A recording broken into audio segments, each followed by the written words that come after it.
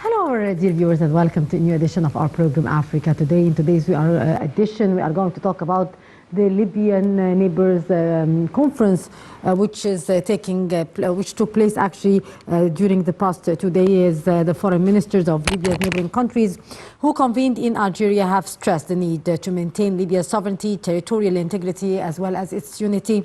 In the final statement of Libya's Neighbors Conference, which took place on Tuesday, the ministers affirmed their full rejection for all forms of foreign interference in Libya's internal affairs. To shed more light, we are going to take a look at this report. Then we'll be back to discuss this very important issue. Foreign Minister Sameh Shoukry has urged support for Libya's 5+5 Commission, formerly named the 5+5 Libyan Joint Military Commission (JMC), to enable it to complete its mission, which includes ensuring the departure of all foreign forces and mercenaries from the North African country.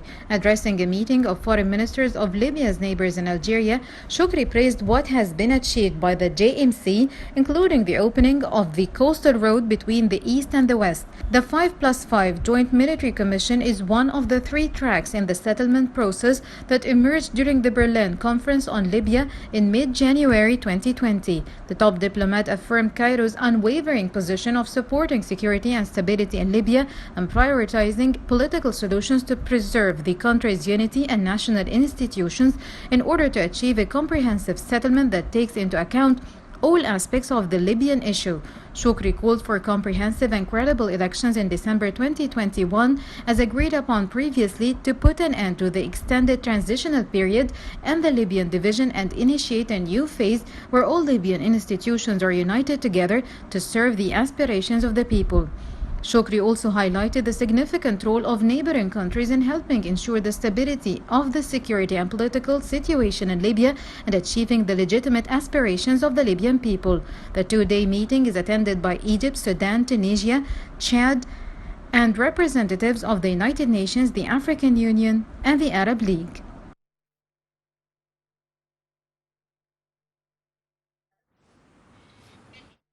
To shed more light on this very important issue, we are joined over the phone by Ambassador Gamal Bayoumi, former Assistant Foreign Minister. Ambassador Bayoumi, good afternoon to you. Good afternoon.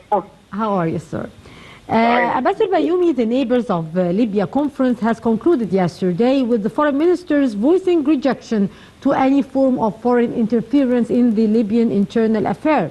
How do you view and follow the statements issued after the meeting of the Libyan neighbors countries which took place in Algeria? I am optimistic by nature, but this concern, I pray God that such a conference and those meetings would end with some good result. Yes. We have ended with some very primitive success, that we have a meeting such like that. Yes. We brought the different parties of Libya together here and there, and with the weight of countries like Egypt and Algeria, I hope we can convince all the parties and people of Libya that their unity will bring them much more results than being separated like that. And of course, as Egyptian, Libya is very important, is our very close and the widest border of our map. And that's why you see that Egypt is very keen to help our neighbors in Libya, our neighbors in Sudan, in order to bring their countries to unity. Now we have a sort of light at the end of the tunnel. Yeah. That maybe we pray that in December we shall see real elections in Libya that will bring whatever government we should support it, and we should accept whatever comes from these elections, and to convince those who will win the election or those who will stay as opposition, that it is at the end their country, and we have to help their country to bring back to normal and nature. Yeah. It's a good news here, that Libya is not a poor country which will try to find financial this or that. Yes. Libya is a very rich country with relatively few number of population. So every Libyan will enjoy the unity, will enjoy the wealth of this country. Thank God, but we need here a sort of a government where everybody is happy about it, and we hope this will end this tragedy, which we do not need such thing at all. Yes. Ambassador Bayoumi, also the parties agreed on sticking to the conclusion of the Berlin conference. How do you weigh the progress accomplished thus far in Libya since the Berlin gathering? I hope that we take this seriously. We do not exaggerate about blaming this side or that side. We accept whatever results are coming, and we should hold everybody, convincing everybody to accept whatever result. Yes. And if we still need more consultation or more decisions to be taken, let us do this. But let us build on what is happening now. And I see on the screen now that there are good faces from Libya and other countries in the Arab world that can bring success to such story. It's not impossible at all, and really I hope that we succeed to do it, inshallah, in the very near future. Yes, hope so. Also, sir, the Berlin conference reiterated the need to end the smuggling of weapons and movement of mercenaries to the country. How far has the country succeeded in that point, which is a very important one on the ground? This is one big challenge that Egypt put it quite clear that the first step is to get rid of the terrorists who are present now in Libya. It is not a joke. It's almost 10,000 or 15,000 terrorists coming from I don't know where. That there is a country in the region who is encouraging them to stay. Let us circulate such a problem and try to get rid of it immediately. And at least to mention them, where are they, to put them in the right place until we can send them from where they came. This is very important because the threat of the Libyan security, it's not only from inside, it's mainly from outside and from some countries who are greedy and they want to share the wealth of Libya for themselves. Yes. Actually, the attendees of the summit recommended the need to coordinate between the 5+5 military committee and Libya's neighbors on the withdrawal of the mercenaries as well. What is this committee and how does it work and what are its tasks, Mr. Ambassador? All these are different efforts on different fronts.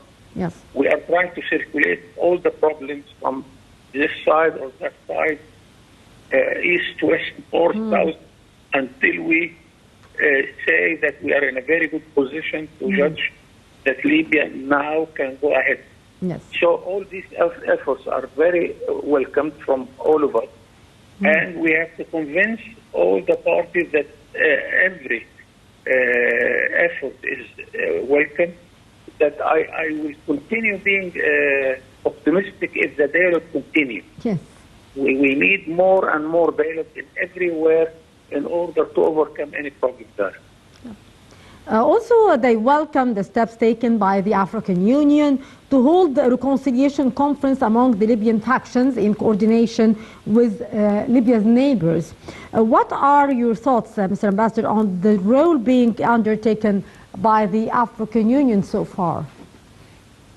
On the regional level, we need Ahmed Abul Gheit first, the Arab League, because all of us, we talk the same Arab language, and I am happy that Ahmed Abul Gheit is there. And I am encouraging ourselves not to criticize the Arab League. The Arab League is our institution, the regional institution, the only regional Arab institution. We have to welcome its presence and its efforts. Second, that of course Libya and Egypt and Algeria, we are members, half of the Arab world are members of the African Union. And this is another dimension also where we can bring countries with good weight in the political life in Libya in order to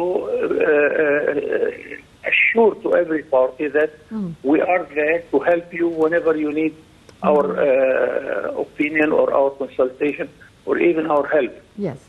Of course, this is very important. Indeed. And over and above that, the presence of a representative of the United Nations, this is very important also. So, on all dimensions, we are there.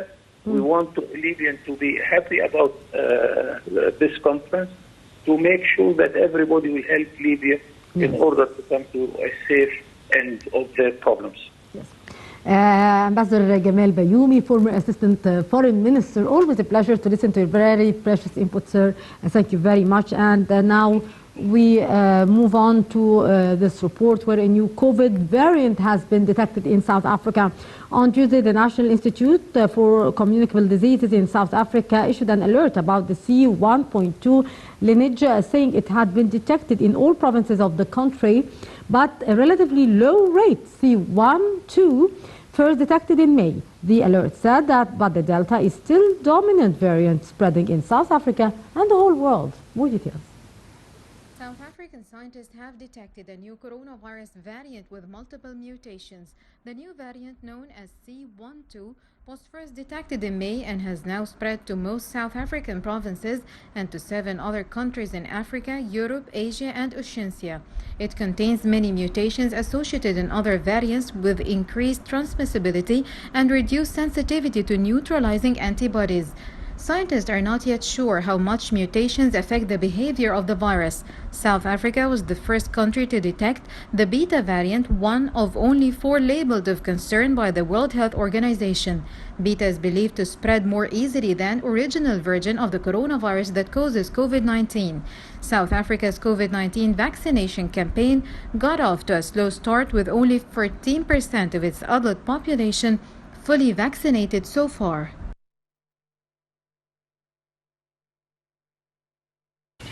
And indeed, today we are having a very important match.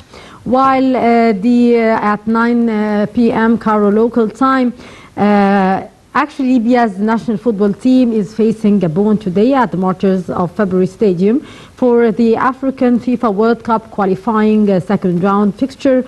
Both teams earned direct qualification into the second round and are clubbed with Egypt and Angola, which are going to play actually today at 9 p.m. Cairo local time at Group F. Gabon has a tough encounter against Egypt at home next week, while Libya will travel to Angola. More details. The Libyan national soccer team trained for the first time at Benina Martyrs Stadium in the city of Benghazi under the leadership of its Spanish coach Javier Clemente. Clemente was appointed by Libyan manager after replacing Montenegrin Zoran Flipovic last June. It is Clemente's second stint as Libyan manager after leading the team between 2013 and 2016, where they managed to win the 2014 African Nations Champions in South Africa. The Libyan team is preparing for the first round of the Group F of the African qualifiers ahead of the 2022 World Cup, with Egypt and Angola competing the group.